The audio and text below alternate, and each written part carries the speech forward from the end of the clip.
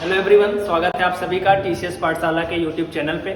मैं प्रिंस पांडे हाजिर हूँ आज से मैथ्स की एक नई सीरीज के साथ। जैसा कि हमने वादा किया था आपसे, एसएससी जीडी की 15 क्लासेस कंप्लीट करने के बाद हम लोग यूपी टेट और सुपर टेट को फोकस करते हुए काम करेंगे। तो उसी सीरीज को कंटिन्यू करते हुए आज से हम लोग यूपी टेट जो कि 28 नवंबर को होने वाला है, उसके लिए एक नई सीरीज स्टार्ट कर रहे हैं। इसमें से मैं आपसे टॉप 200 क्वेश्चंस, टॉप के जो 200 सवाल होंगे जिनके परीक्षा में आने की पूर्ण संभावनाएं हैं, उसको फोकस करते हुए मैं 200 सवाल आपसे डिस्कस करूंगा। आने वाले 4 से 5 दिनों में हम लोग इस लेक्चर को अपना कंप्लीट करेंगे। इस पूरे 200 सवाल को लगाने के बाद जब आप 28 नवंबर को एग्जाम हॉल में बैठेंगे तो आप देखेंगे कि मैक्सिमम क्वेश्चंस 90% से ज़्यादा सवाल आपके इसी 200 सवाल में से होंगे। ठीक है, तो बहुत इंपॉर्टेंट सीरीज होने वाली है आपके लिए। इसका जो पीडीएफ है या फिर इसका जो हार्ड कॉपी है वो भी आपको ऑफलाइन बैच में क्लास में मिल चुका है। ठीक है, तो जिनके पास वो है बहुत अच्छी बात है, अगर नहीं है तो आपको यहाँ पे एक एक क्वेश्चन आपको प्रोवाइड कर दिया जाएगा और आप इस पूरे 200 सवाल को सॉल्व करके ही जाएंगे परीक्षा। क्लियर है? तो आइए स्टार्ट करते हैं। वीडियो को स्टार्ट करने से पहले आप इस सेशन को जरूर सबके साथ शेयर करिएगा, अपने फ्रेंड सर्कल के साथ जो यहाँ ऑफलाइन बैचेस में हमारे साथ नहीं थे लेकिन टेट के लिए 28 नवंबर को अपीयर होने जा रहे हैं एग्जाम में, तो उनके पास भी इस वीडियो को जरूर शेयर करिएगा। बहुत ही बेनिफिट मिलने वाला है 28 नवंबर के एग्जाम। ठीक है, तो आइए स्टार्ट करते हैं और देखते हैं पहला सवाल आपकी स्क्रीन के सामने। पहला सवाल देखिए आप, किसी संख्या के 1/3 का 1/4, इसको देख लीजिए। किसी संख्या के 1/3 का 1/4 दिया है, थोड़ा थोड़ा करेक्शन भी है तो उसको देखते रहिएगा। किसी संख्या के 1/3 का 1/4 28 दिया है, तो आपको बतानी है संख्या कितनी। क्लियर है? किसी संख्या के 1/3 का 1/4 28 है तो संख्या बतानी है क्या। क्लियर है? अब देखिए संख्या का 1/3, तो संख्या अगर मैं मान लूं x है तो x का 1/3 का मतलब गुणा होता है, ये बात आपको पता है। 1/3 और इसके आगे फिर 1 का लगा है तो इसका भी मतलब क्या है, गुणा। 1/4 आगे दिया है, 1/4 का मतलब क्या, 1/4 और इसकी वैल्यू किसके बराबर है, 28। क्लियर? जैसा कह रहा था हिंदी में उसको मैंने गणित की भाषा में लिख दिया है। किसी संख्या के 1/3 का मतलब है 1/3, 1/3, 1/3 का 1/4, 1/4 का मतलब 1/4 और एक इसके बराबर है 28 के बराबर है। तो संख्या पूछा है, कुछ नहीं करना है, आप इसको गुणा कर लीजिए। 3 चौक 12 और तिरछा जाएगा तो तिरछा हमेशा गुणा होता है, तो 28 गुणा 12 कर देना है। 12 8 96 के 6 हासिल 9, 12 दूना 24 और 24 9 33। तो संख्या कितनी निकल के आएगी भाई, 336, जो कि आपको बी ऑप्शन में दिख रहा है। क्लियर है? जोड़ घटाना गुणा भाग, परीक्षा में जाने से पहले पहाड़े बिल्कुल तैयार करके जाइएगा। पहाड़ा बहुत इंपॉर्टेंट होता है, जल्दी से गुणा करना, गुणा गलत ना होने पाए परीक्षा में, है ना। नहीं पता चला पूरा क्वेश्चन तो सॉल्व किया है लेकिन लास्ट में कैलकुलेशन ही गलत है तो उत्तर गलत हो जाएगा। क्लियर है? तो ये सब छोटी छोटी चीजें भी आपको ध्यान रखनी है। फटाफट गुणा करेंगे और उत्तर आपको मिल जाएगा 336। क्लियर है? तो संख्या पूछा था, संख्या कितनी हो जाएगी, 336। संख्या के 1/3 का मतलब 1/3 का 1/4 का मतलब 1/4 और इसकी वैल्यू कितनी गिवन है, 28 गिवन है। नीचे केवल गुणा करना है, 3 चौको 12 और ऊपर कुछ नहीं है तो उधर जाके क्रॉस मल्टीप्लाई होगा और 28 को 12 से गुणा कर देंगे तो कितना जाएगा, 336। 336 बिल्कुल इसका सही जवाब है। क्लियर है? फटाफट से नोट करेंगे, स्क्रीनशॉट लेंगे। आप एक एक सवाल को पेन से लगाते हुए चलिएगा कॉपी में, मोस्ट इंपॉर्टेंट क्वेश्चन होने वाले हैं परीक्षा के लिए। ठीक है, फटाफट से देखिए और बढ़ेंगे अगले सवाल की तरफ। चलिए आइए बढ़ते हैं अगले सवाल की तरफ। अगला सवाल देखिए क्या कह रहा है। पेपर जो आपको मिला हुआ है इसका हार्ड कॉपी, वो अपने आप साथ में रखिएगा क्योंकि कहीं कहीं करेक्शन भी है तो करेक्शन को भी ध्यान देते चलिएगा। ठीक है, कहीं गलती ना होने पाए। क्या कह रहा है, किसी संख्या का 2/7 भाग 36 है। देखिए यहाँ पे 36 मिसिंग है तो आप यहाँ देखो ऐड करो। किसी संख्या का 2/7 भाग 36 है, ये दिया है, तो उस संख्या का 1/3 आपसे पूछा गया है। क्लियर है? किसी संख्या का 2/7 भाग आपको 36 दिया गया है तो कह रहा है संख्या का 1/3 क्या होगा। कैसे लगेगा, ध्यान से देखिए। किसी संख्या का 2/7, तो फिर से मैं संख्या को एज्यूम कर ले रहा हूं। संख्या मैंने मान ली कितनी है, x का 2/7 का मतलब गुणा, x का 2/7 कितना दिया है भाई, 36 दिया है। क्लियर बात? x का 2/7 कितना दिया है, 36 दिया है। तो आप देखिए बीच में बराबर लगा हो तो मैं 36 को 36/1 लिख सकता हूँ। किसी भी संख्या के नीचे हर में हम 1 लगा सकते हैं अपने से, उसके मान पर कोई प्रभाव नहीं पड़ता। अब ध्यान से देखिए, मैंने आपको बताया है कि अगर बीच में बराबर लगा है और एक भिन्न सामने एक साइड है और दूसरी भिन्न दूसरे साइड है, तो सामने सामने वैल्यू को काट सकते हैं, चाहे वो ऊपर हो चाहे वो नीचे हो। सामने सामने वैल्यू कटेगी, चाहे वो ऊपर हो चाहे नीचे हो। चाहे ऊपर वैल्यू कट रही है, सामने सामने है, तब भी काट सकते हैं, और नीचे भी सामने सामने है, अगर कट रहा है तो काट सकते हैं। अगर मैं ऊपर देखूं तो 2 से मैं 36 को काट सकता हूँ 18 बार। क्लियर? तो कितना आ गया? x/7 बराबर 18। अगला काम पहले देखेंगे कट रहा है कि नहीं। कट रहा है तो काट देंगे। दूसरा स्टेप क्या होता है? तिरछा गुणा। तिरछा हमेशा क्या होता है? गुणा। क्रॉस मल्टीप्लाई किया जाता है हमेशा। x को 18 से गुणा कर देंगे 7 से, तो 18 7 126। x क्या था हमारा? संख्या। संख्या कितना आ गया? 126। अगर संख्या पूछी होती तो आपका उत्तर हो जाता है 126, लेकिन संख्या नहीं पूछा है। संख्या का 1/3 पूछ रहा है, तो 126 का 1/3 निकाल देंगे, 3 से काट देंगे, 3 चौको 12 और 3 दूना 6, तो संख्या का 1/3 कितना आ जाएगा भाई? 42, और 42 आपको बी ऑप्शन में दिख रहा है। क्लियर है? तो इस सवाल का जो जवाब होगा वो बी ऑप्शन हो जाएगा। क्लियर है? आई होप समझ में आ रहा होगा बहुत अच्छे से। हमने आपको पूरे 4 महीने ऑफलाइन बैचेस में अच्छे से पूरा पढ़ाया हुआ है, तो ये सारी चीजें आपके लिए रिफ्रेशमेंट की तरह काम करेंगी। सब पीछे का आपको रिवाइज हो जाएगा इस सीरीज को फॉलो करने के बाद। ठीक है, चलिए फटाफट नोट करिए, बढ़ेंगे अगले सवाल की तरफ। कोई डाउट हो, कोई चीज ना समझ में आए तो आप उसको कमेंट के माध्यम से जरूर पूछ सकते हैं। क्लियर? आपके डाउट का सोल्यूशन आपको मिल। आइए स्टार्ट करते हैं तीसरा सवाल। तीसरा सवाल आपकी स्क्रीन के सामने है, देखिए। 8 गुणा 8 गुणा 8 माइनस 7 गुणा 7 गुणा 7, और नीचे है 8 × 8 प्लस 8 × 7 प्लस 7 × 7। क्लियर है? सिंप्लीफिकेशन के कुछ सवाल ऐसे होते हैं जो सीधे फार्मूला बेस्ड होते हैं, उन्हीं में से ये एक है। देखिए, जैसे अगर 8 को मैं a कर दूं और 7 को कर दूं b, तो ये 3 बार लिखा हुआ है, तो क्या बनेगा? a × a माइनस a क्या बनेगा? b × b × b। नीचे अगर ध्यान से देखिए तो a × a plus a × b plus b × b। Clear है? अब देखिए, अगर 3 बार a लिखा है तो क्या बनेगा? a³ minus b³। नीचे ध्यान से देखेंगे तो क्या बनेगा? a² plus ab plus b²। Clear बात? a³ माइनस b³ नीचे क्या बनेगा? a² plus ab plus b²। a³ minus b³ का फार्मूला आपको याद होना चाहिए, a minus b, a² plus ab plus b²। और नीचे भी यही पार्ट बन रहा है, a² plus ab plus b²। ये वाला पार्ट इससे कट जाएगा और बचेगा कितना? a माइनस b, और a माइनस b में a की वैल्यू है 8 और b की वैल्यू है 7, तो आपको उत्तर कितना मिलने वाला है? 1, और 1 आपको बी ऑप्शन में दिख रहा है। क्लियर बात? a³ माइनस b³ का फार्मूला याद होना चाहिए, a³ प्लस b³ का फार्मूला होना चाहिए, क्योंकि हो सकता है परीक्षा में यहाँ प्लस कर दिया जाए, नीचे माइनस कर दें, तब भी क्वेश्चन बन जाएगा आपका। क्लियर है? सारे फार्मूले दिमाग में सेट होने चाहिए। फार्मूला मैंने आपको क्लासरूम में अच्छे से बताया, ठीक है, लिखवाया है, तो इन सारी चीजों को आपको दिमाग में सेट रखना है। ठीक है, फटाफट देख लीजिए, बढ़ेंगे अगले सवाल की तरफ। अगला सवाल देखिए क्या कह रहा है। अगला सवाल भी सिंप्लीफिकेशन का ही है, लेकिन सिंप्लीफिकेशन में एक टाइप यही होता है कि जो सीधे फार्मूला बेस्ड होते हैं। अब आप इसको चाहे तो फार्मूले से ना करके गुणा भी करेंगे तब भी उत्तर निकल कर आएगा, लेकिन उस कंडीशन में आपको टाइम ज्यादा लगेगा। तो फार्मूला इसलिए बताया जाता है कि चीजें जल्दी आसान हो जाए। अगर इसको a कर दिया जाए, इसको b कर दिया जाए, तो ध्यान से देखिए 2 बार लिखा हुआ है, यानी a² है, ये भी 2 बार है, यानी b²। नीचे ध्यान से देखिए ये a है और ये b है, तो क्या बनेगा? a minus b। क्लियर है? a² माइनस b² का फार्मूला क्या होता है? a माइनस b और a प्लस b। नीचे देखिए a माइनस b दिख रहा है, ये वाला पार्ट इससे क्या हो जाएगा? कैंसिल हो जाएगा, तो बचेगा कितना? केवल a प्लस b। जहां पे a की वैल्यू हमारे पास है 0.05 और b की वैल्यू कितनी है? 0.03, और दोनों को ऐड कर देंगे तो 0.0 कितना आ जाएगा? 8, 5 3 8 हो जाएगा जुड़ के, जो कि आपको बी ऑप्शन में दिखेगा। क्लियर है? तो इस चौथे सवाल का भी आपको जो उत्तर है वो बी ऑप्शन सही है, जो कि कितना है? 0.08। क्लियर है? फार्मूले दिमाग में सेट होने चाहिए, चीजें आसान हो जाएंगी। क्लियर? चलिए आइए बढ़ेंगे अगले सवाल की तरफ। अगला सवाल देखिए फटाफट।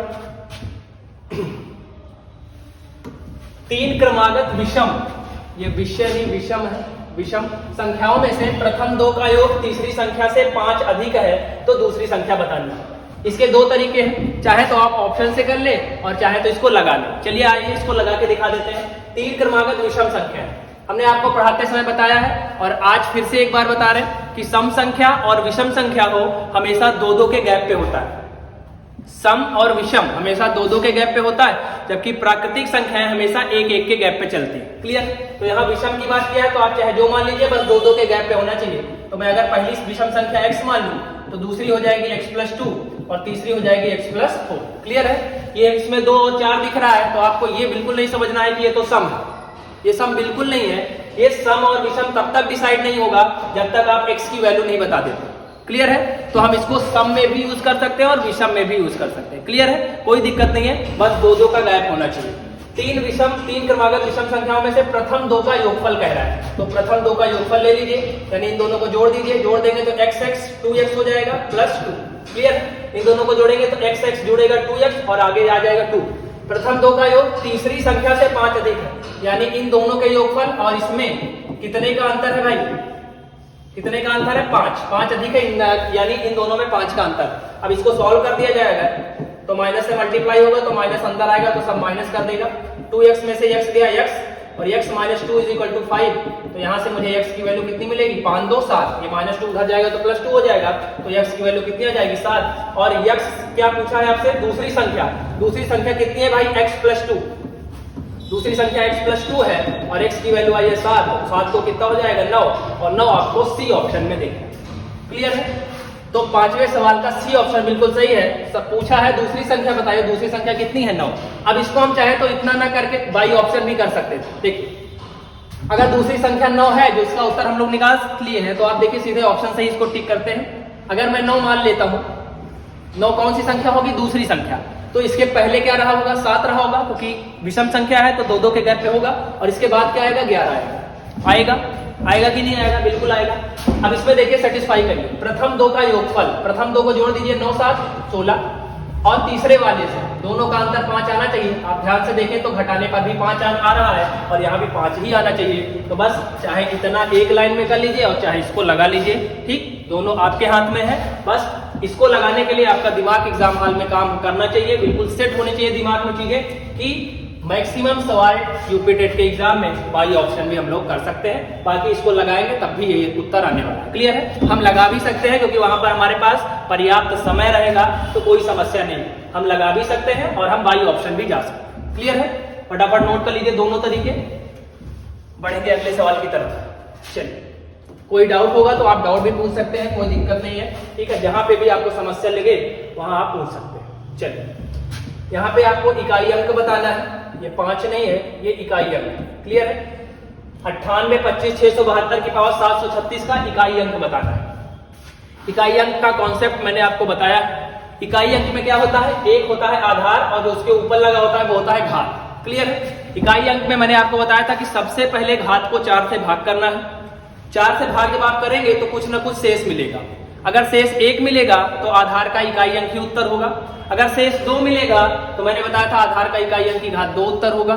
शेष 3 मिलेगा तो आधार का इकाई अंक की घात 3 उत्तर होगा। और यदि शेष 0 मिल जाए, क्योंकि 4 तो मिल नहीं सकता, क्योंकि 4 से भाग करें तो 4 मिलेगा तो फिर आगे भाग चला जाएगा, यानी 0 मिल सकता है। 0 मिलेगा तो इकाई जो अंक होगा बेस का, आधार का इकाई अंक, उसकी घात 4 कर देंगे। क्लियर? इतनी बातें होती हैं इकाई अंक में। आज मैंने फिर से आपको बोल के रिवाइज करा दिया। सबसे पहले घात को 4 से भाग करिए। 4 को 736 से भाग करिए। अब ध्यान से देखिए, 18 चौक 72 होता है।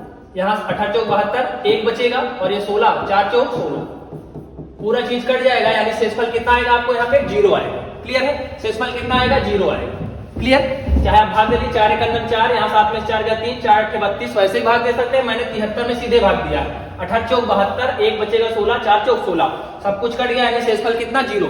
अगर शेषफल 0 आया तो मैंने आपको बताया आधार का इकाई अंक की घात 4, आधार का इकाई अंक कितना? यहाँ पे 2, तो 2 की घात 4 कर देना है। और 2 की घात 4 का मतलब कितना होता है? 16, और 16 का इकाई अंक कितना है भाई? 6, जो कि आपको ए ऑप्शन में गिवन। क्लियर है? तो इस संख्या का जो इकाई अंक है वो कितना आ जाएगा? 6, जो कि आपको पहले ऑप्शन में दिया गया है। क्लियर है? तो सवाल नंबर 6 का जो उत्तर है वो ए ऑप्शन है, जो कि नंबर में कितना है? 6। क्लियर है? फटाफट से नोट करिए, नोट करते चलिए सवालों को। आइए, एक एक सवाल आपको हल करना है। क्लियर है? पेन हाथ में होना चाहिए ईमानदारी के साथ, तभी फायदा मिलेगा। अगला सवाल देखिए, पूछ रहा है पाई माइनस ई क्या है? परिमेय है, अपरिमेय है, परिमेय अपरिमेय दोनों है, या इनमें से कोई नहीं? मैंने आपको नंबर सिस्टम में बताया था परिमेय अपरिमेय। परिमेय सारी वो संख्याएं होती हैं जिनको हम p बाई क्यू के फॉर्म में लिख सकते हैं, लेकिन क्यू की वैल्यू 0 नहीं होनी चाहिए। ये किसके लिए है भाई? रेशनल नंबर, यानी परिमेय संख्याओं के लिए है। ठीक, लेकिन एक चीज और बताई थी कि अगर पाई के केस में चाहे पाई में कुछ जोड़ दीजिए, चाहे पाई में कुछ घटा दीजिए, चाहे पाई में कुछ गुणा कर दें, या पाई में कुछ भाग कर दें, चाहे जोड़िए, चाहे घटाइए, चाहे गुणा करिए, चाहे भाग करिए, किस केस में? पाई के केस में पाई अगर लगा हुआ है तो वो हमेशा कैसी संख्या होगी? अपरिमेय संख्या होगी। ये बात बिल्कुल आप रट के रखिएगा, दिमाग में सेट करके, ठीक है। सवाल यहां से हर बार आता है। पाई से जुड़ा हुआ नंबर दिखा नहीं कि सीधे वो इर्रेशनल यानी अपरिमेय संख्या होगा। क्लियर है? तो ये संख्या क्या है? अपरिमेय है, जो कि आपको बी ऑप्शन में दिख रहा है। क्लियर? चलिए अगला सवाल देखिए फटाफट। यहाँ देखिए बार वाला सवाल है, यहाँ पॉइंट बना लीजिएगा, थोड़ा सा करेक्शन है। 1.3 और बार लगा है 3 पे, इसकी वैल्यू बता दी। इसकी वैल्यू मैंने आपको बहुत बार पढ़ाई हुई है। देखिए इसको बोलते हैं रिकरिंग डेसिमल, आवर्त दशमलव। इसमें मैंने आपको बताया था 1.3 बार लगा हुआ है, तो ये होता है पूर्णांक और इधर वाला डेसिमल है। चाहे तो हम इसको अलग अलग कर सकते हैं, ऐसे अलग कर सकते हैं, पूर्णांक वाला भाग अलग और डेसिमल वाला अलग। अब इसको मैंने बताया था कि अगर 3 के ऊपर बार लगा है तो संख्या कितनी है? 3। मैंने बताया था जितनी संख्याओं पर बार लगा होता है उसको 9 से रिप्लेस कर देते हैं। तो एक ही संख्या पे बार लगा है तो इसको 9 से रिप्लेस कर दीजिए, कट रहा है तो काट दीजिए। एक में सिंपली आपको 1/3 जोड़ देना है, तो कितना आ जाएगा? 3 × 3 और 3 × 4/3। और 4/3 आपको कहां दिख रहा है भाई? 4/3 आपको सी ऑप्शन में दिख रहा है। क्लियर है? तो इसका सिंपली जवाब कितना हो जाएगा? 4/3। 4 टाइप के सवाल होते हैं बार वाले, मैंने चारों टाइप आपको कराए हुए हैं। उन चारों टाइप को अच्छे से देख के जाइएगा, एक सवाल वहां से आपको मिल सकता है। क्लियर है? यहाँ से आपको रिवाइज हो गया एक टाइप, और बाकी जो 3 टाइप हैं उनको आप रिवाइज करिएगा। आने वाले दिनों में मैं उस पर और सवाल भी रखूंगा, जिससे चीजें आपके लिए क्लियर हो जाए। क्या हो गया? ठीक है, चलिए फटाफट नोट करिए इसको, बढ़िए आगे आइए, आगे चलते हैं। अगला सवाल देखिए।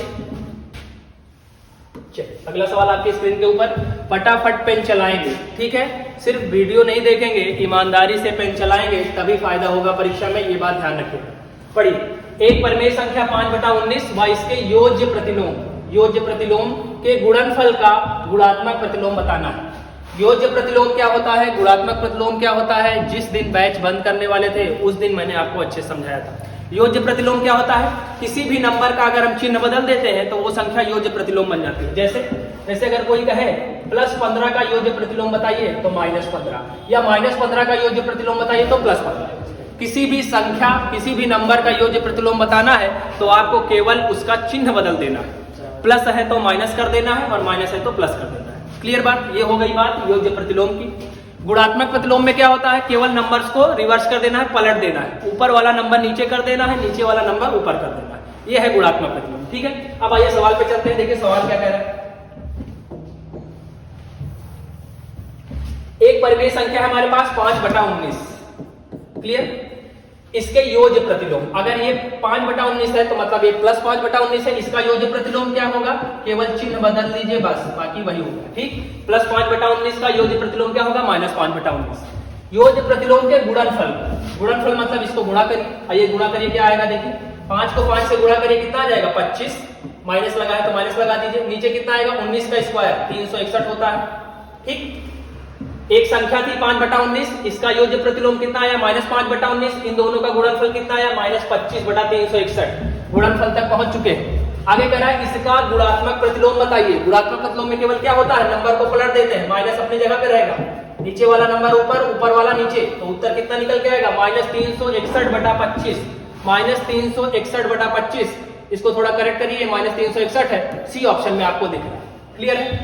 -361/25 आपको सी ऑप्शन में दिख रहा है। यहाँ थोड़ा 161 दिख रहा है, इसको 361 कर देंगे और आपको सी ऑप्शन में उत्तर मिलेगा। क्लियर है? क्योंकि 19 का स्क्वायर कितना होता है भाई? 361, तो 361 आ जाएगा। और जैसे ही यहाँ तक हम लोग पहुंचेंगे, इसका गुणात्मक प्रतिलोम बताना है तो केवल वैल्यू को केवल पलट देना है, अंश वाला हर बना देना है और हर वाला अंश बना देना है, और आपको उत्तर मिल जाएगा। क्लियर है? आई होप समझ में आ गया होगा। गुणात्मक प्रतिलोम, योज्य प्रतिलोम, दोनों को ध्यान रखिएगा, ठीक है। चलिए अगला सवाल देखिए क्या कह रहा है।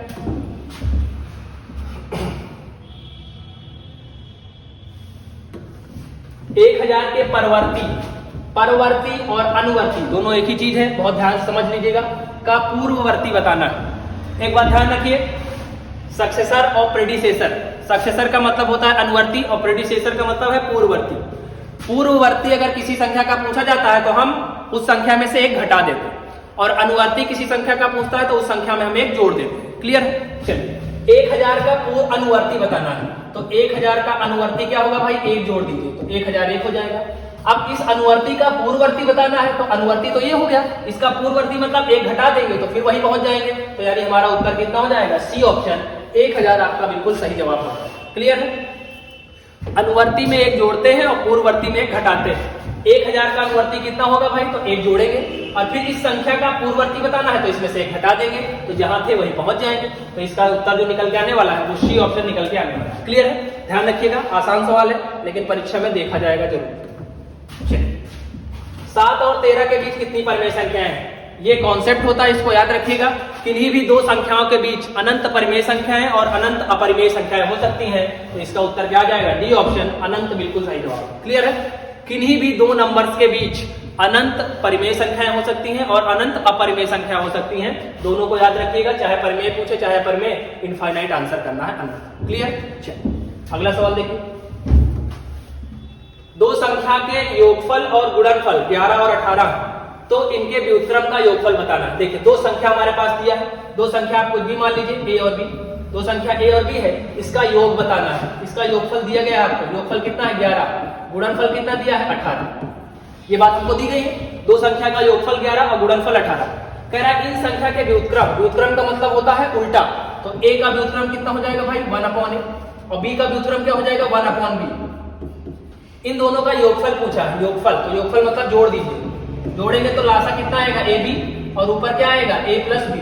भाई एक बार ए से ए कटेगा तो बी आएगा और बी से बी कटेगा तो ए आएगा। यानी हमको वैल्यू इसकी बतानी है और आपको कुछ नहीं करना, ये वैल्यू आपको ऊपर रखी गई है। ए प्लस बी कितना है? 11, और ए बी कितना है? 18।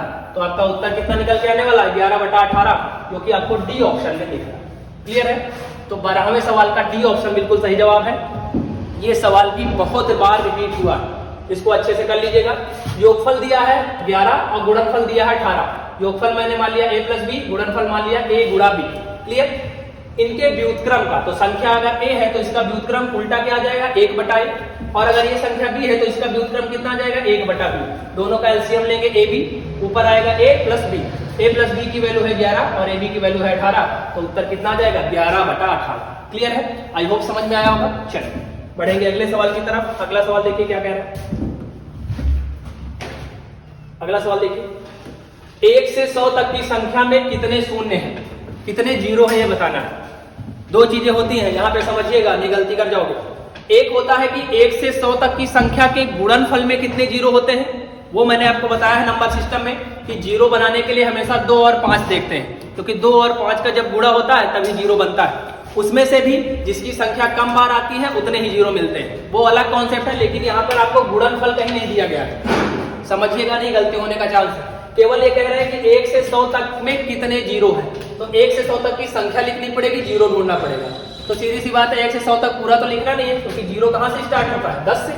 10 में मिलेगा, 20 में मिलेगा, 30 में मिलेगा, 40 मिलेगा, 50 मिलेगा, 60 मिलेगा, 70 मिलेगा, 80 मिलेगा, 90 मिलेगा और 100 में मिलेगा। क्या आपको इन संख्या के बीच में कहीं और जीरो मिलेगा क्या? नहीं मिलेगा। ठीक है, तो जीरो तो हमेशा 10-10 के टर्म में ही आएगा। अब आपको गिन लेना है, 10 से 90 तक में तो एक जीरो है, तो टोटल 9 जीरो हुए। लेकिन 100 में कितने जीरो है? 2 जीरो, तो टोटल जीरो कितने हो गए भाई? 11 जीरो हो जाएंगे, और आपको सी ऑप्शन बिल्कुल सही जवाब। क्लियर है? 13वें क्वेश्चन का सी ऑप्शन 11 बिल्कुल सही जवाब है। यहीं पे कहता है 1 से 100 तक की संख्या के गुणनफल में कितने जीरो हैं, तो मैंने बताया था कि 1 से 100 तक की संख्या लिखनी है, फिर उसमें जो कम बार आएगा उसी से भाग करते हुए चले जाएंगे, पावर को बढ़ाते हुए। ठीक है, ये मैंने नंबर सिस्टम में बताया था, उस वाले सवाल को भी ध्यान रखिएगा। क्लियर? लेकिन ये सवाल यहाँ पर दूसरा है, थोड़ा सा ट्रिकी सवाल है, क्योंकि आप पहली बार देखेंगे तो हो सकता है कंफ्यूज हो जाए। तो केवल 1 से 100 तक संख्या लिखनी है और जीरो केवल गिन लेने हैं, केवल इस सवाल में इतना ही पूछा। क्लियर है? तो कितना आ जाएगा? 11 आ जाएगा। थर्ड ऑप्शन बिल्कुल सही। क्लियर? चलिए अगला सवाल देखिए, 4 अंकों की सबसे बड़ी पूर्ण वर्ग संख्या बतानी। अच्छा सवाल है, रिपीट होता है परीक्षा में। 4 अंकों की सबसे बड़ी पूर्ण वर्ग संख्या, इसके दो तरीके होते हैं। तो आपको अगर वर्गमूल निकालना आता है तो आप चाहे तो इन चारों में से किसी संख्या का वर्गमूल निकाल लें, या फिर मैं आपको पूरा लगा के दिखा दूं। 4 अंकों की सबसे बड़ी संख्या कितनी होगी? कितने भी अंकों की अगर सबसे बड़ी संख्या पूछे तो आपको उतने 9 लिख देने हैं, वो बड़ी संख्या हो जाती है। क्लियर है? किसी भी अंक की अगर उतने छोटे अंकों की चाहिए हमको कि अगर इससे सबसे छोटी संख्या कौन सी होगी, तो 1 लिख करके उतने जीरो लगा देते हैं, तो वो छोटी बन जाती है। कितने भी अंक की आपको बड़ी संख्या चाहिए तो उतने 9 लिख दीजिए, कितने भी अंक की आपको छोटी संख्या चाहिए तो 1 लिख के उतने जीरो लगा दीजिए, मिल जाता है। क्लियर है? ये 4 अंकों की सबसे बड़ी से बड़ी संख्या है, लेकिन ये संख्या पूर्ण वर्ग नहीं है। पूर्ण वर्ग नहीं है, लेकिन हमको क्या चाहिए, बड़ी से बड़ी भी होनी चाहिए और पूर्ण वर्ग भी होनी चाहिए।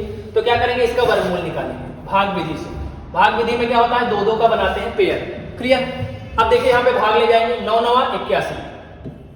भाग ले जाने का ये नियम होता है कि जितना यहाँ लिखेंगे उतना ही यहाँ लिखेंगे और दोनों को आपस में गुणा करेंगे। 9 9 81, जितनी बार भाग ले जाते हैं उतना ही ऐड भी कर देते हैं। तो 9 9 कितना आ जाएगा, 18। यहाँ घटाइए आप, कितना आएगा, 18, और आगे ये उत्तर आएगा 99।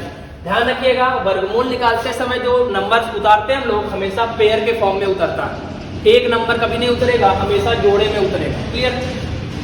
अब देखिए इसको कितनी बार ले जाए, जितना यहाँ लिखना पड़ेगा उतना ही आपको यहाँ भी लिखना पड़ेगा, ये बात ध्यान रखें। अगर मैं यहाँ 8 लिख देता हूँ तो 188 हो गया, तो यहाँ 8 लिखना पड़ेगा और दोनों को आपस में गुणा करना पड़ेगा। क्लियर। आइए 188 को 8 से गुणा करते हैं, देखते हैं कितनी बार जाता है। 8 8 64 के 4 हासिल से, 8 8 64 से 70 के 0 हासिल 7, 8 का 9 8 7 15। थोड़ा कम लग रहा है, एक बार अगर और ले जाए तो अगर मैं 9 बार ले जाता हूँ इसको, तो देखिए 9 9 81 के 1 हासिल 8, 9 72 8 80 के 0 हासिल 8, 9 का 9 8 17। क्लियर है।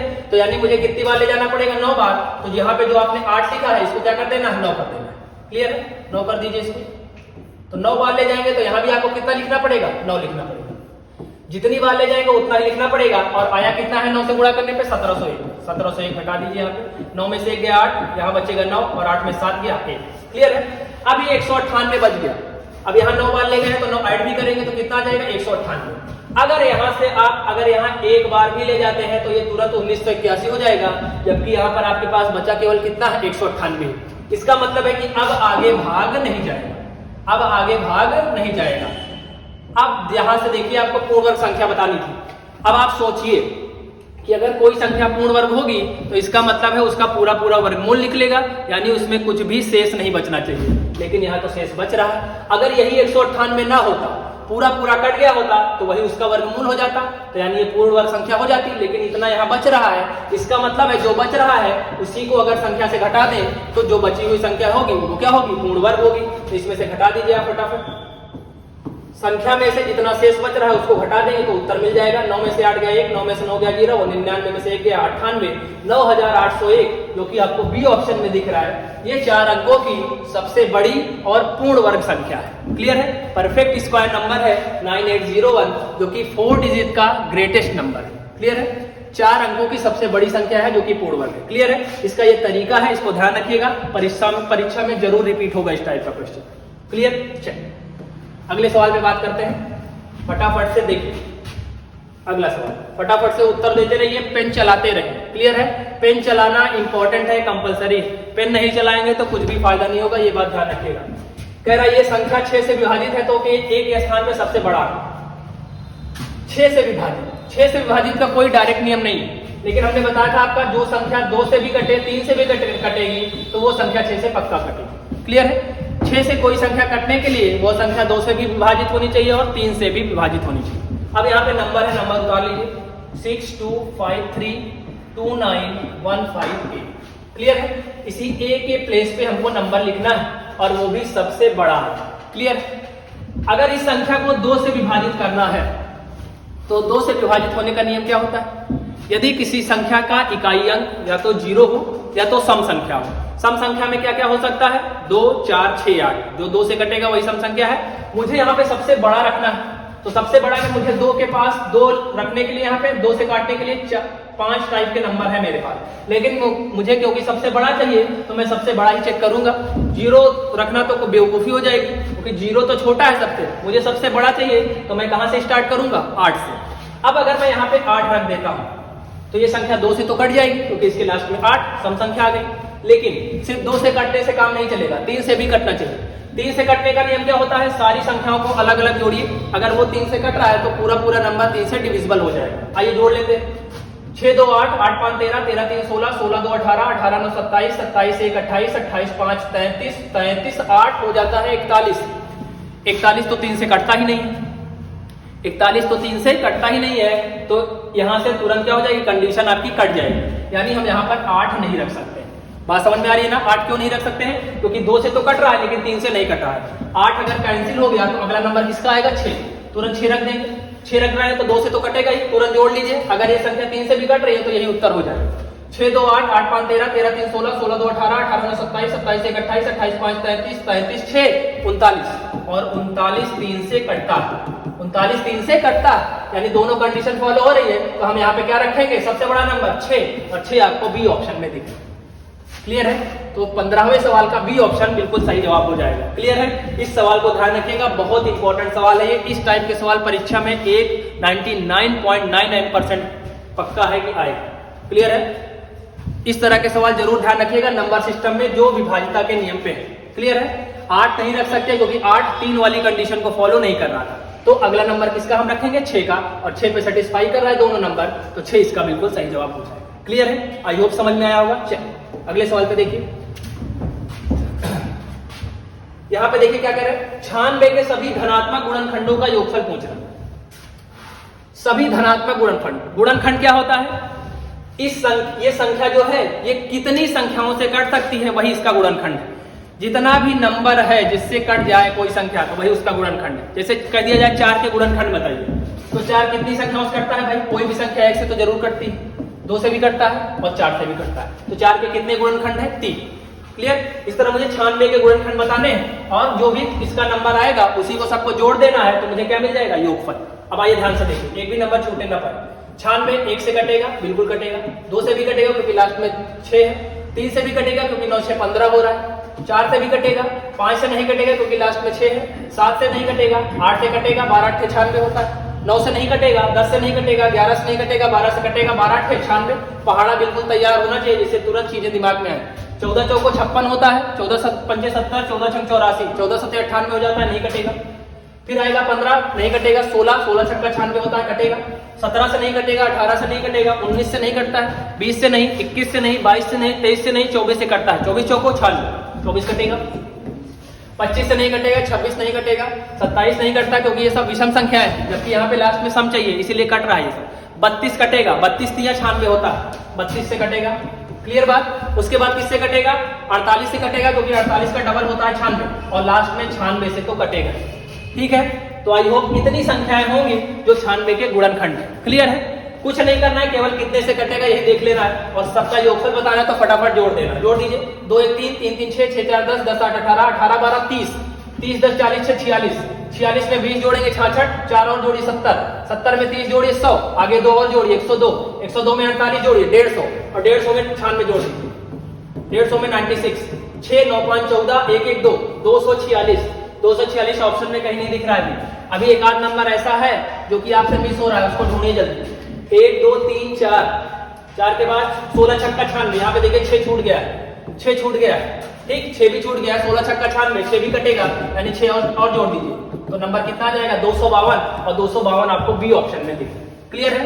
एक भी नंबर छूटने नहीं चाहिए, एक भी नंबर छूटेगा तो तुरंत आंसर दूसरा आने लगेगा। क्लियर है? सारे नंबर आप देख लीजिए किस किस संख्या से कटता है वही इसका गुणनखंड है। हो सकता है आपसे परीक्षा में गुणनखंड पूछे, यहाँ पे गुणनखंडों का योगफल पूछा है। क्लियर है? तो सबको जोड़ देंगे, गुणनखंड का योगफल आ जाएगा। क्लियर है? आई होप समझ में आ गया होगा। फटाफट नोट करिए, ये सवाल भी इंपॉर्टेंट है, नोट करते चलिए। जो भी सवाल आपको थोड़ा सा भी टिपिकल लगे उसको आप साइड में नोट करिएगा, ठीक है, और बार बार रिवीजन करिए। चलिए अगला सवाल देखिए फटाफट। अभाज्य संख्या होती है, कॉन्सेप्चुअल सवाल है, इसके लिए पेन नहीं चलाना है, केवल ऑप्शन देखिए। अभाज्य संख्या क्या होती है? सम संख्या होती है, विषम संख्या होती है, संयुक्त संख्या होती है, कोई नहीं। अच्छे से सोच के जवाब दीजिएगा। अभाज्य संख्या क्या होती है, किनको कहते हैं अभाज्य संख्या? जो संख्या एक से कटे और स्वयं से कटे और किसी से ना कटे। लेकिन अब ध्यान से देखिए, यहाँ पे कॉन्सेप्चुअल सवाल है। अगर मैं 2 की बात करूं, 2 एक अभाज्य संख्या है लेकिन सम संख्या है, 2 सम भी तो है क्योंकि 2 से कटता है। लेकिन इसके आगे ही नंबर 3 देखिए, 3 भी क्या है, अभाज्य है, लेकिन क्या है, विषम। तो यानी अभाज्य संख्याएं सम भी हो सकती है, विषम भी हो सकती है, तो यानी ये क्या होगा, संयुक्त संख्या इसका बिल्कुल सही जवाब है। क्लियर है? 2 प्राइम नंबर तो है लेकिन इवन नंबर भी है, सम भी है, जबकि 3 प्राइम है लेकिन क्या है, ऑड नंबर है। यानी क्या हो, यहां से क्या कंक्लूजन निकल रहा है कि अभाज्य संख्याएं सम भी होती हैं और विषम भी होती हैं। तो दोनों होती है तो दोनों ऑप्शन तो ठीक होगा नहीं, यहाँ पे संयुक्त मतलब कंबाइंड नंबर होता है। कंबाइंड नंबर इस ऑप्शन को देखते हुए बिल्कुल सही जवाब है। क्लियर है? चलिए ध्यान रखिएगा इसको। अगला सवाल देखिए। इसके पहले कोचिंग का थोड़ा सा प्रचार भी आपको ऑनलाइन ज्यादा से ज्यादा चीजें मिल पाए, कंटेंट, उसके लिए आपको ज्यादा से ज्यादा इस इंफॉर्मेशन को शेयर करना है, लोगों को यहाँ पे जोड़ना है और बताना है कि टीसीएस पाठशाला पे एसएससी, यूपीपी टाइप, हर टाइप के टीचिंग वाले जितने भी एग्जाम होते हैं, टेट, सुपर टेट, सीटेट, इससे जुड़े हुए सारे लेक्चर आपको फ्री में यहाँ पे प्रोवाइड किए जाते हैं। क्लियर है? तो इसका भी आप लोग थोड़ा थोड़ा जो है प्रचार किया करिए, थोड़ी हेल्प करिए, जिससे ज्यादा से ज्यादा लोग हम लोगों से कनेक्ट हो पाए और उनके लिए भी यूट्यूब के माध्यम से चीजें हम लोग करें। क्लियर है? चलिए आइए देखिए अगला सवाल। अगला सवाल देखिए कह रहा है 6/5 में कितने 1/10 है। इसके लिए मैंने बताया था आगे जो नंबर है उससे जो दूसरे टाइप का नंबर है उसको भाग दे देना। पहले नंबर पे जो है उसको जिससे पूछा जाए कि इसमें कितना है उससे भाग कर दीजिए, उत्तर निकल के आ जाएगा। ये बटे का बटा है तो नंबर कर दीजिए ऊपर, 5 दूना 10 और 6 दूना 12 और 12 आपको सी ऑप्शन में दिखे। क्लियर है? आसान सवाल है, लेकिन ध्यान रखिएगा कई बार परीक्षा में रिपीट हुआ है। जो पहले नंबर पे होगा उसको दूसरे वाले नंबर से भाग कर देना है और उत्तर तुरंत निकल के आ जाएगा। क्लियर है? चलिए इसमें ज्यादा कुछ नहीं था, ये आपने कर लिया होगा। चलिए अगला सवाल देखिए। 14 गुणा 140 गुणा 101 में क्या जोड़े कि इतना मिल जाए। देखिए अच्छा सवाल है। 140 गुणा 101 इसमें क्या जोड़े, मैं मान ले रहा हूं x जोड़ रहे हैं तो कितना मिलना चाहिए, 14,414। क्लियर? इसको पहले गुणा करना पड़ेगा। इसको जल्दी गुणा कैसे कर सकते हैं, ध्यान से देखिए। 101 को मैं क्या लिखूंगा, 100 + 1 या कुछ मत लिखिए, सीधे गुणा करिए। अगर किसी भी संख्या के लास्ट में 0 है तो उसके गुणनफल में 0 जरूर रहेगा, यानी अब 0 हटा दीजिए, केवल 14 से गुणा करिए। 14 एक करना 14, 14 के 4 हासिल 1, 14 से 0 में गुणा करेंगे 0 आएगा, 1 हासिल है जुड़ जाएगा। 14 एक करना 14, ये आ गया इसका गुणनफल। ठीक, गुणा कैसे करना है, 0 है तो 0 रहेगा, केवल 14 से गुणा कर दिया, ये आ गया। x आ गया इधर, यहाँ चाहिए हमको 14,414। x की वैल्यू बतानी है तो 14,414 में से ये वाला पार्ट उधर जाएगा तो घटेगा, सीधे घटा रहे हैं 14,140 और ये आपका उत्तर निकल के आने वाला है 4। 11 में से 4 गया 7, 3 में से 1 गया 2 और कट जाएगा 274। 274 आपको कहाँ दिख रहा है, ए ऑप्शन में। ए ऑप्शन बिल्कुल इसका सही जवाब है। क्लियर है? कुछ खास नहीं इसमें, इसको आप अपने से भी कर सकते हैं। इसका गुणा करना है, इसमें क्या जोड़े तो मैं मान ले रहा हूं x जोड़ रहे हैं, मिलना कितना चाहिए, ये x की वैल्यू बताने के लिए ये वाला पार्ट आपको उधर ले जाना पड़ेगा। ये वाला अभी प्लस में है, बराबर के उधर जाएगा तो चिन्ह बदल जाएगा माइनस में, और जो उत्तर निकल के आने वाला वही आपका जवाब है, जो कि 274 है। क्लियर है? ये आसान सवाल था, कर लेंगे आप। चलो अगला सवाल देखिए फटाफट, ये बढ़िया सवाल है, चलिए बताइए जल्दी। किसी फल का 1/4 भाग राहुल ने खाया, शेष को 12 बच्चों में बराबर बराबर बांट दिया तो प्रत्येक बच्चे का हिस्सा। इसको आप x से भी लगा सकते हैं, लेकिन सबसे इसका बेस्ट मेथड होगा कि आप किसी नंबर को एज्यूम कर लीजिए। अब अगर ध्यान से देखिए 4 यहाँ कट रहा है और 12 में बट रहा है, तो हम 12 4 16 मैं मान ले रहा हूं कि कितने फल थे, 16। क्लियर है? आप चाहे जो मान लीजिए, कोई दिक्कत नहीं है, सबसे बराबर उत्तर ही आने वाला है, उत्तर पर कोई प्रभाव नहीं पड़ेगा। अब आप चाहे जो मान लीजिए, x मानिए, कोई नंबर मानिए, चाहे जो मानिए। 16 का 1/4 भाग राहुल ने खाया तो 16 का 1/4 कितना होगा भाई, 4 होगा। यानी 16 में से 4 भाग तो किसने खा लिया, राहुल ने। ये 4 भाग किसने खा लिया, राहुल ने। बचा कितना भाग, 12 बचेगा। टोटल 16 था, 4 इसने खा लिया तो बचा कितना, 12। अब कह रहा है शेष को, शेष मतलब 12 को, यही है शेष आपका। शेष को 12 बच्चों में बराबर बराबर बांट दिया। अगर 12 फल को 12 बच्चों में बराबर बराबर बांटना है तो प्रत्येक बच्चे को कितना मिलेगा, तो आप कहेंगे 12 को 12 से भाग कर दीजिए तो प्रत्येक को कितना मिलेगा, 1 मिलेगा। प्रत्येक बच्चे का हिस्सा बताना है लेकिन फ्रैक्शन में, तो 1 मिला है कितने में से भाई, 12 में से, तो 1 मिला है कितने में से, बराबर बराबर बांट दिया जाए तो प्रत्येक बच्चों का हिस्सा कितना है, प्रत्येक बच्चे का हिस्सा 1 है, कितने में से, 12 में से, तो 1/12 इसका बिल्कुल सही जवाब हो जाएगा, जो कि आपको ए ऑप्शन में दिखेगा। क्लियर है? 1/16 भी है लेकिन उसको आपको टिक नहीं करना, क्योंकि इसमें से 4 टोटल राहुल ने खाया, 4 टोटल राहुल ने खाया जी, तो 1/16 नहीं करना है। यहाँ से जो 12 में 1 बटा है वो यहाँ से सबको 1 मिल रहा है, जबकि राहुल का हिस्सा ज्यादा है। अगर इन दोनों में तुलना करें तो इधर वाले 12 लोगों को तो 1 मिला है, जबकि राहुल को कह रहे 4 मिला है, तो 1/16 वाला उत्तर नहीं होगा।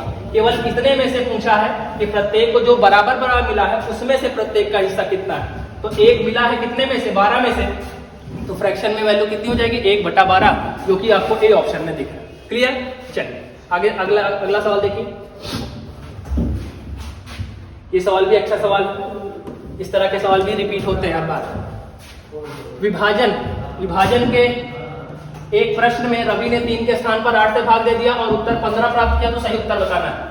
भाग देना था 3 से तो सही उत्तर आता, लेकिन भाग किससे दिया है, 8 से, 8 से उत्तर देने पर कितना आया 15। तो मैं पहले निकाल ले रहा हूँ कि वो नंबर कितना है। तो किसी संख्या में उसने कितने से भाग दिया 8 से, तो उत्तर कितना आ गया भाई 15। ठीक, मैं मान ले रहा हूँ कि वो नंबर कितना था x में उसने गलती से कितने से भाग दिया 8 से, तो 8 से भाग कर दिया तो उत्तर कितना आ गया 15। तो x का मान निकाल लीजिए, 15 8 120, यानी वो संख्या कितनी थी 120, जिसमें उसने 8 से गलती से भाग कर दिया। तो संख्या 120 है। उत्तर सही कब आता, जब भाग करता कितने से 3 से, तो 3 से भाग कर दीजिए तो उत्तर कितना जाएगा 40 आ जाएगा, और 40 आपको बी ऑप्शन में देगा। क्लियर, 8 से भाग किया था तो गलत उत्तर आया था, और गलत उत्तर कितना था 15।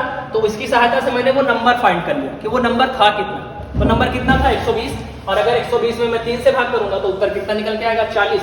40 आपको बी ऑप्शन में दिखेगा। क्लियर है, चलिए लैंग्वेज को ध्यान देते रहिएगा, इस तरह के सवालों को कैसे करना है ये ध्यान है। ठीक, सवाल में कुछ नहीं है, बहुत आसान, लेकिन लैंग्वेज क्लियर होनी चाहिए। अगला सवाल देखिए, ये सवाल इंपॉर्टेंट है।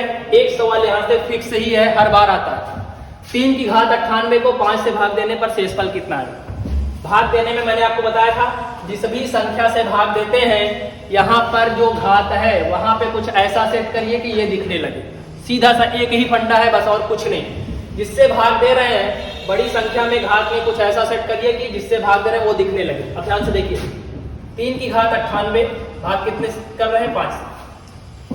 अगर 3 की घात 98 है तो यहाँ पे 5 आपको डायरेक्ट नहीं दिख सकता है, क्योंकि अगर मैं 3 की घात देखूं तो 3 की घात 2 भी अगर करूंगा तो वो कितना बन जाएगा 9 बन जाएगा। तो चलिए आए बनाते हैं। 3 की घात 98 को हम ऐसे लिख सकते हैं, बताइए कोई तकलीफ है। घात के ऊपर घात रहता है तो सारी घातों का आपस में गुणा हो जाता है, ये बात आपको बताई गई है। अगर 2 करूंगा तो यहाँ कितना बचेगा 49 का डबल 98 होता है। 3 की घात 2 का मान होता कितना है 3 दिया 9, तो इसको मैं ऐसे लिख सकता हूँ 9 की घात 49/5। बोलिए कोई तकलीफ है नहीं। अगर यहाँ 9 है, यहाँ कितना है 5। अगर यहाँ पे मैं 9 को कुछ ऐसा सेट करूं कि 9 की जगह पे मैं 5 बना दूं, लेकिन उसका मतलब नहीं बदलना चाहिए। ठीक है, तो 9 को मैं क्या लिख सकता हूं, क्या मैं इसको ऐसे नहीं लिख सकता हूं, दिख रहा है यहाँ। ठीक, 9 को मैं क्या लिख सकता हूं 5 गुणा 2, 5 का मल्टीपल, क्योंकि मैं यहाँ 5 बनाना चाहता हूं। 5 दूना 10, और 10 में से 1 घटा दूंगा तो रहेगा तो 9 ही ना, मतलब तो बदलने वाला है नहीं। अब आप ध्यान से देखिए, अगर कोई संख्या 5 है उसको मैं 10 से भाग करूं, समझिएगा, तो ये पूरा पूरा कटेगा नहीं, पूरा पूरा कटेगा ना, क्योंकि ये 10 क्या है 5 का मल्टीपल। तो 5 से 5 कटेगा तो यानी ये पूरी संख्या 5 से कट जाएगी। अगर उसी संख्या से भाग दे रहे हैं, उसका एक मल्टीपल ऊपर मौजूद है तो वो पूरी संख्या उस संख्या से कट जाएगी। अगर ध्यान से देखिए तो ये 5 का मल्टीपल है तो ये पूरा पूरा इससे क्या हो जाएगा, कट जाएगा। पूरी संख्या क्या हो जाएगी, कट जाएगी। बचेगा केवल कितना -1 की घात 49। यहाँ से एक नया कॉन्सेप्ट, -1 की घात अगर विषम है तो हमेशा कितना आता है -1 आता है, बता चुका हूँ। -1 की घात अगर सम संख्या है तो कितना आएगा +1 आएगा, ये बात ध्यान रहे। -1 की घात 49 है, 49 क्या है विषम, तो इसका उत्तर कितना आएगा -1। लेकिन मैंने एक बात और भी बताई थी रिमाइंडर पढ़ाते समय कि रिमाइंडर कभी भी निगेटिव नहीं होता है। रिमाइंडर कभी भी निगेटिव नहीं होता है। अगर निगेटिव आया तो उसमें भाजक यानी जिससे भाग दिए उसी को जोड़ देना, जोड़ देंगे तो उत्तर कितना निकल के आएगा 4। और आपको 4 कहाँ दिख रहा है, 4 आपको डी ऑप्शन में दिख रहा है। क्लियर है, तो इसका जो बिल्कुल सही जवाब है वो है डी ऑप्शन यानी 4। क्लियर है, इंपॉर्टेंट सवाल है, एक सवाल यहाँ से पक्का है आना ही आना। देख लीजिए, कोई डाउट हो तो बताइए। 9 था, 9 को मैंने लिख दिया 5 गुणा 2 -1, 5 का मल्टीपल बनाना है तभी चीजें कटेंगी यहाँ पे। ठीक, इसीलिए बनाया। ये सारी चीजें जितने सवाल हमने रिमाइंडर के आपको कराए हैं क्लासरूम में वो सारे सवाल जरूर करके जाइएगा, बाकी ये सवाल भी इंपॉर्टेंट है। चलिए अगला सवाल देखिए, ये सवाल देखिए,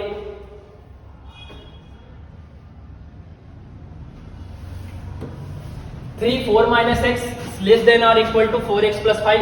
तो x की वैल्यू बतानी है कौन सी सही है। देखिए, 3 से अंदर सीधे गुणा कर दीजिए, 3 चौको 12, 3 से x में करिए 3x, जैसा चिन्ह लगा हुआ है लगा दीजिए। यहाँ 4x + 5। ठीक, चिन्ह को बाद में देखेंगे, केवल आप पहले नंबर को देखिए। 12 है, ये +5 इधर आएगा तो -5, जैसे लगा है लगा दीजिए। ये 4x है, ये -3x उधर जाएगा तो +3x हो जाएगा। 12 में से 5 गया 7, यहाँ 4 3 7x, 7 से 7 कट जाएगा। तो अगर आप ध्यान से देखें तो x की तरफ मुंह खुला हुआ है। अगर आप x पहले लिख रहे हैं तो आपको ऐसे लिखना पड़ेगा, और यहाँ एक बार कटा है तो x इज ग्रेटर देन और इक्वल टू 1, जो कि आपको कहाँ दिख रहा है, आपको सी ऑप्शन में दिख रहा है। क्लियर है, गलती से भी ये वाला ऑप्शन मत टिक करिएगा। x की तरफ मुंह खुला होना चाहिए, यानी x का मान बड़ा है किससे, 1 से। इसका मतलब है या तो x का मान बड़ा है या तो बराबर, ग्रेटर देन और इक्वल टू। इंग्लिश में ऐसे पढ़ेंगे ग्रेटर देन और इक्वल टू, हिंदी में पढ़ेंगे बड़ा है या बराबर। x का मान बड़ा है या बराबर है किसके, 1 के, जो कि आपको सी ऑप्शन में दिख रहा है। जल्दी जल्दी में ए ऑप्शन मत टिक कर दीजिएगा, क्योंकि तो x की तरफ मुंह बंद है, खुला होना चाहिए जबकि, है ना, तो ये सी ऑप्शन में दिख रहा है। क्लियर है, तो इस सवाल को भी ध्यान रखें। क्लियर। 23 के बाद 24 देखिए फटाफट। यहाँ करेक्शन है, यहाँ पे यहाँ x नहीं है, यहाँ पे n। यहाँ लिख दे रहा हूं 2 की power 2n-1 is equal to 1/8 की पावर n-3। तो आपको बताना है वैल्यू n। क्लियर है। दो तरीके होते हैं, पूरा चाहे हल करिए चाहे ऑप्शन से कर दीजिए। ठीक है, अगर मैं ऑप्शन से करना चाहूं तो आपको चारों ऑप्शन चेक करने पड़े। क्लियर है, जिसमें दोनों की वैल्यू बराबर हो जाएगी वही उत्तर हो जाएगा। आइए इसको हल करते हैं। 2 की पावर 2n-1 बराबर 1/8 को मैं क्या लिख सकता हूं, 2 की घात 3। जो भी नंबर घात वाले सवालों में आएगा, जो बड़ा नंबर होगा उसे छोटी घात में हमेशा बदलना है। तो ये 2 है तो 2 में बदलना है। 8 को मैं क्या लिख सकता हूँ, 2 की घात 3, 2 दूना 4 दूना 8, और इसके ऊपर पावर कितनी लगी है, n-3। आगे देखिए 2 की power 2n-1 is equal to 1/, power के ऊपर पावर रहेगा तो हमेशा मल्टीप्लाई होगा, ये बात बताई गई है। 3n-3 3 9, 3 में n से गुणा होगा 3n और 3 3 9 होगा। क्लियर इतनी बात। अब देखिए यहाँ दो चीजें हैं, चाहे आप इस घात को ऊपर ले जाएंगे तो निगेटिव हो जाएगा, या क्रॉस मल्टीप्लाई कर दीजिए। क्रॉस मल्टीप्लाई करना ज्यादा आसान है। आइए क्रॉस मल्टीप्लाई कर देते हैं। यहाँ पे देखिए 2 की पावर 2n-1, 2 की पावर 2n-1 इंटू, उधर जाएगा तो क्रॉस मल्टीप्लाई होगा 2 की पावर 3n-1 9, और एक इसके बराबर है 1। इन दोनों का क्रॉस मल्टीप्लाई होगा और एक इसके बराबर है 1। अभी आपको बताया था बेस बराबर होता है तो पावर आपस में क्या हो जाती है, ऐड हो जाती है। जोड़ दीजिए 2n और 3n जोड़िए 5n, -9 -1 -10। अब ध्यान से देखिए, इधर तो 2 की पावर है जबकि इधर 1 है, जबकि तुलना करने के लिए दोनों का बेस सेम होना चाहिए तभी तुलना कर पाएंगे। अगर बीच में बराबर लगा है तो दोनों का बेस सेम होना चाहिए तभी पावर आपस में सेम होंगी। तो आप ध्यान रखिए, अगर 1 लिखा है तो उसे मैं किसी भी संख्या की पावर 0 लिख सकता हूँ। किसी भी संख्या की पावर 0 का मान हमेशा कितना होता है, 1 होता है। इसको थोड़ा करेक्ट कर लीजिए। देखिए 2 की पावर 2n-1 था और ये था 2 की पावर 3n-। क्लियर। इधर आ गए 1 अगर कहीं लिखा है तो किसी भी संख्या की पावर 0। अब यहाँ पे मुझे संख्या कौन सी चाहिए, 2। ऐसी संख्या जिसका बेस कितना हो, 2 है, तो 2 की पावर 0 लिख सकते हैं। क्लियर है। किसी भी संख्या की पावर 0 रहेगी तो इसकी वैल्यू 1 होगी। अगर यहाँ 5 होता तो मैं इसको 5 की घात 0 बना देता। ठीक, जो भी बेस चाहिए उसकी पावर 0 कर सकते हैं। अब ध्यान से देखिए, दोनों का आधार बराबर है तो घातें भी आपस में क्या हो जाएंगी, बराबर हो जाएंगी। तो 5n-10 बराबर कितना आ जाएगा, 0। तो 5n बराबर 10 और 5 दूना 10, तो n की वैल्यू कितनी आएगी, 2। और 2 आपको डी ऑप्शन में दिखेगा। क्लियर है। तो इसके लिए जो n की वैल्यू होगी वो कितनी होगी, डी होगी। डी ऑप्शन में 2 दिया गया। ठीक, तो उत्तर कितना आएगा, 2। क्लियर। फटाफट से नोट करिए, स्क्रीनशॉट लीजिए, तो बढ़ेंगे अगले सवाल की तरफ। इस तरह के कई सवाल मैंने आपको क्लासरूम में कराए, घातों पर आधारित प्रश्न। क्लियर। चलिए अगला सवाल देखिए, ये भी घात वाला ही सवाल है, इसकी वैल्यू बतानी है आपको। ध्यान से देखिए 0.00032 पावर दिया गया है, होल पावर 0.6, इसकी वैल्यू बतानी है। देखिए 0.00032 होल पावर 0.6, इसकी वैल्यू बतानी। अब अगर आप 32 को कहीं भी देखें, 8 को कहीं देखें, 16 को कहीं देखें, तो तुरंत दिमाग में चलना चाहिए कि अगर इसको घात में बनाएंगे तो हमेशा ये 2 की घात में बनेगा। ठीक, 2 की घात 3 8 होता है, 2 की घात 4 16 होता है, 2 की घात 5 32 होता है, 2 की पावर 6 64 होता है, 2 की पावर 7 128 होता है ना। इस तरह की संख्याएं दिखे, पावर बनानी है तो 2 की पावर। अब ध्यान से देखिए, ये 5 बार लिखा गया है, दशमलव के बाद कितने अंक है, 5। अगर केवल ये दशमलव ना होता, केवल 32 होता तो मैं इसको क्या लिखता, 2 की घात 5 लिखता। अगर केवल 32 होता तो उसे मैं क्या लिखता, 2 की घात 5। लेकिन यहाँ दशमलव के बाद 5 अंक है, तो अगर मैं इसको दशमलव लिखूं और दशमलव 2 की घात 5 लिखूं, यानी दशमलव 2 का कितनी बार गुणा, 5 बार। 2 को 5 बार गुणा करेंगे तो 32 ही आएगा। यहाँ 5 अंक के बाद दशमलव लगेगा तो 2 ही अंक है, तो 3 0 बढ़ जाएगा। यानी जो इसकी वैल्यू है वो क्या है, घात में दशमलव 2 की घात 5, और इसकी होल पावर कितनी है, 0.6। ठीक, ये बात समझ में आई होगी। दशमलव 2 की घात 5 है और इसकी वैल्यू को पूरा गुणा करेंगे तो यही वैल्यू निकल के आ जाएगी। क्लियर है। अब देखिए, घात के ऊपर घात होता है तो गुणा हो जाता है, 5 6 30 लिखेंगे, लेकिन एक अंक पर दशमलव लगाएंगे तो कितना आ जाएगा, 3। क्लियर है? 5 छक कितना आएगा 30, लेकिन यहाँ पर एक अंक पर दशमलव भी चाहिए, तो ये वैल्यू कितनी बन जाएगी 3, तो यहाँ 3 लिख दिया। अब 0.2 की घात 3 की वैल्यू आप निकाल सकते हैं, इसको 3 बार गुणा करिए, 2 दूना 4 दूना 8, लेकिन दशमलव कितने प्लेस पे है? 1 2 3, टोटल 3 अंक पे, एक ही अंक है तो 2 जीरो बढ़ाने पड़ेंगे, तो इसका उत्तर जो निकल के आने वाला 0.008, जो कि आपको थर्ड ऑप्शन में दिखा। क्लियर है? तो 25वें सवाल का जो उत्तर है वो 0.008 यानी थर्ड ऑप्शन बिल्कुल सही है। क्लियर है? इस तरह के सवाल भी परीक्षा में आएंगे, ध्यान रखिएगा कैलकुलेशन आपको कैसे करनी है। क्लियर? चलिए फटाफट नोट करेंगे, बढ़ेंगे अगले सवाल की तरफ। अगला सवाल देखिए, कौन सी भिन्न सबसे छोटी? इस टाइप के सवाल भी एक सवाल जरूर आएगा यहाँ से, ठीक है? ग्रेटेस्ट नंबर और स्मॉलेस्ट बताने के लिए इसका सबसे आसान तरीका है कि कुछ मत करिए, केवल भाग कर दीजिए, केवल भाग। 13 से 12 भाग करेंगे फटाफट, दशमलव लगाइए, जीरो बढ़ाइए, 13 सत्ते 91, 13 8 104, 13 9 117, बचेगा 3, एक अंक पर और ले जाइए, जीरो बढ़ाइए, 13 दूना 26, एक बार दशमलव आप लगा चुके हैं तो एक जीरो आपको बढ़ाने की आजादी है कहीं भी, एक बार भाग देने के बाद एक जीरो आप कहीं बढ़ा सकते हैं, तो इसकी वैल्यू आई 0.92, इसको भाग करिए 19 से 14, दशमलव लगाइए, जीरो बढ़ाइए, 19 सत्ते 133, ये तो 0.7 ही आ गया, जबकि ये 9 है, तो इसका मतलब ये छोटा है, आगे बढ़ने की जरूरत नहीं। अगला देखिए, 27 से कटिए 17 को, दशमलव बढ़ाइए, जीरो बढ़ाइए, 27 से कितनी बार जाएगा? 8 बार, 7 बार, 7 7 49, 7 बार ले जाइए, 7 7 49 के 9 हासिल 4, 7 दूना 14 4 18, 18 जैसे ही ले जाएंगे ज्यादा हो जा रहा है, ज्यादा हो जा रहा है, यानी कितनी बार जाएगा? 6 बार, 6 7 42 के 2 हासिल 4, 6 दूना 12 4 16, दशमलव 6 बार जा रहा है, आगे बढ़ने की जरूरत नहीं है क्योंकि यहाँ पर सब छोटे ही मिल रहे हैं। अगर कोई ऐसा नंबर मिलता जिससे यहाँ भी 9 आता, यहाँ भी 9 आता, तो आगे बढ़ते, आगे ले जाते,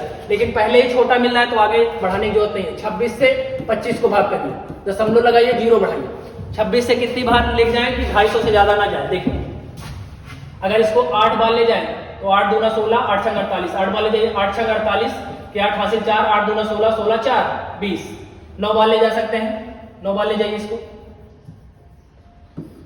9 बार ले जाइए, 9 छक 54 के 4 हासिल 5, 9 दूना 18, 18 5 23, क्लियर है?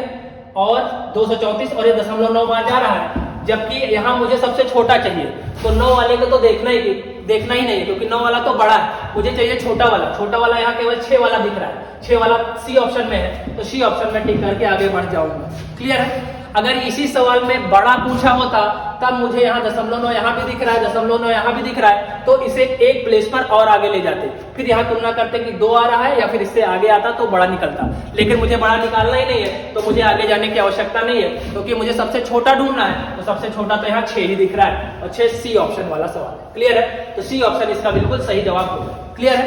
सबसे बेस्ट तरीका है, कोई लॉजिक लगाने की जरूरत नहीं है कि अंश और हर का अंतर लीजिए या फिर भाग करिए, ठीक है? ये सब ट्रिक तो है, लेकिन सारी जगहों पे नहीं चलेंगी, सबके लिए अलग अलग ट्रिक है, तो वो जानने की जरूरत नहीं है। बिल्कुल आप सिंपली जैसे भाग करते हैं, भाग दे करके आप निकाल लेंगे। क्लियर? क्योंकि आपके पास वहां पर्याप्त समय रहेगा। ठीक है, चलिए अगला सवाल देखिए।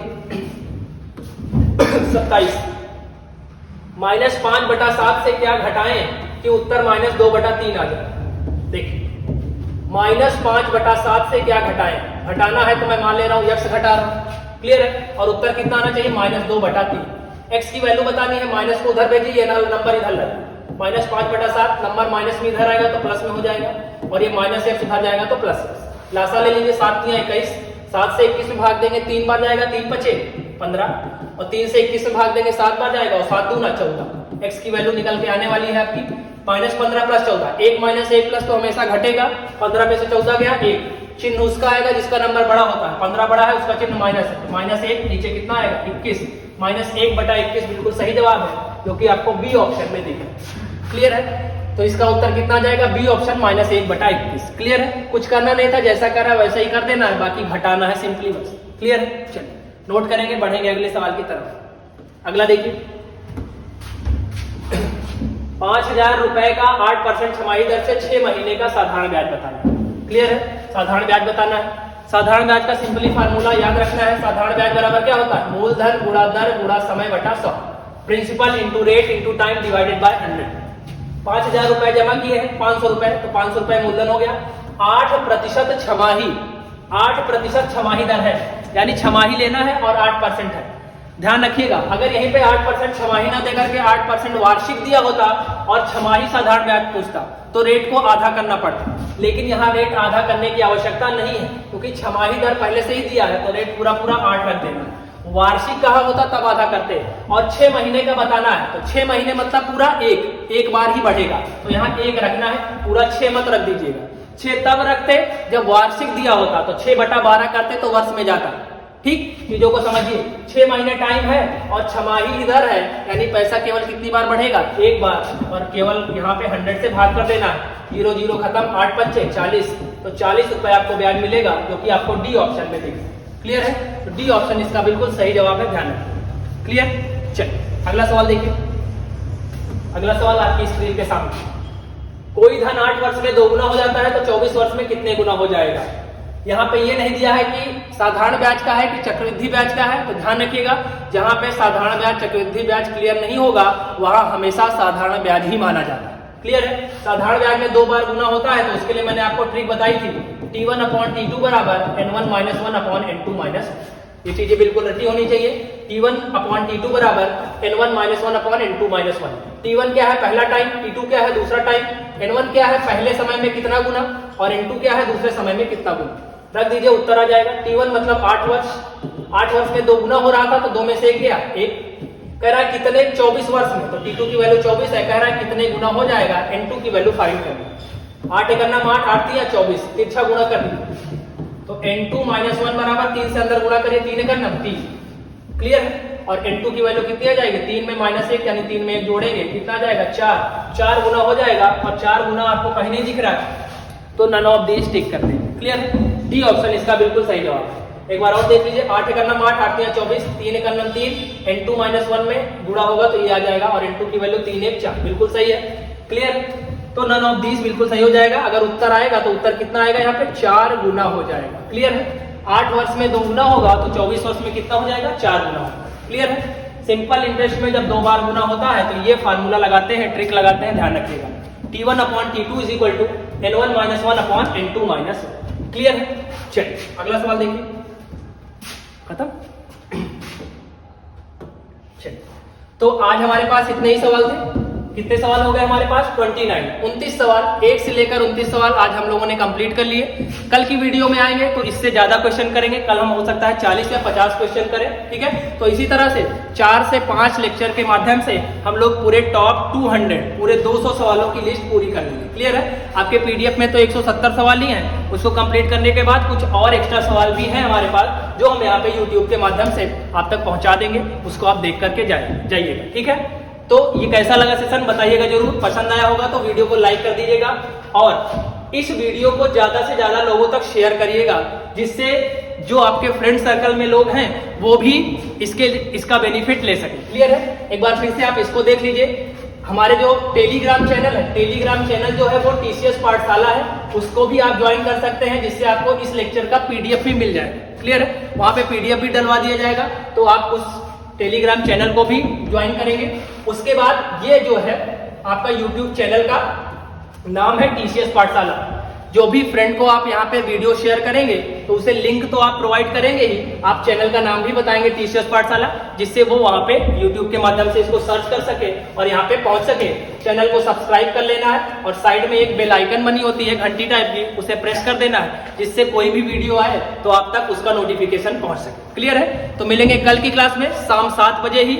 आगे सीरीज को बढ़ाएंगे, 30 क्वेश्चन नंबर 30 से आगे बढ़ेंगे हम लोग, और कल हम लोग 40 क्वेश्चन कम से कम करेंगे। ठीक है, जिससे हम लोग ज्यादा जल्दी से जल्दी इसको कंप्लीट कर पाए। ठीक है, जिससे परीक्षा के कम से कम थोड़े दिन पहले आपका बिल्कुल कंप्लीट रहे, जिससे जब आप परीक्षा में जाएं तो चीजों को बार बार दोहरा कर जाएं और आपको फायदा मिले। क्लियर है, इन 29 सवालों को अच्छे से करिएगा, कोई डाउट होगा तो कमेंट में पूछिएगा। ठीक है, चलिए मिलेंगे कल की क्लास में, तब तक के लिए थैंक यू सो मच।